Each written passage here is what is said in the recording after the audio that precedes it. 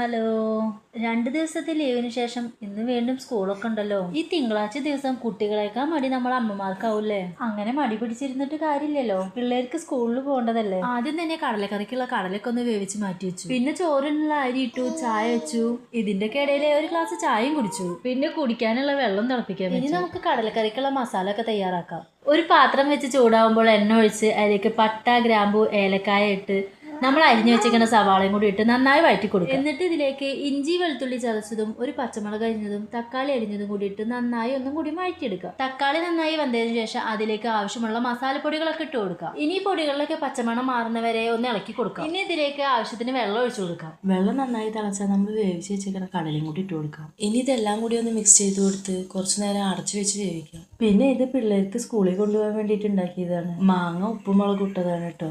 ഇതിൻ്റെ ഇടയിൽ അവർക്ക് ബ്രേക്ക്ഫാസ്റ്റ് ഒക്കെ കൊടുത്തു. പുട്ടും കടലക്കറിയാണ് ഇന്ന് ബ്രേക്ക്ഫാസ്റ്റിന് ഉണ്ടായിരുന്നത്. അങ്ങനെ ലഞ്ച് ബോക്സ് ഒക്കെ പാക്ക് ചെയ്ത് ചെറിയ ആളുടെ വണ്ടി വരേണ്ട സമയമായപ്പോൾ അവന് വണ്ടിയിൽ കയറ്റി കൊടുക്കാനായിട്ട് പോയതാണ്. അങ്ങനെ അവനെ വണ്ടിയിലൊക്കെ കയറ്റി കൊടുത്ത് ഞാൻ നേരെ വീട്ടിലോട്ട് പോകുന്നു. അപ്പോൾ ഇത്രേ ഉള്ളൂ കേട്ടോ നമ്മുടെ ഇന്നത്തെ വീഡിയോ.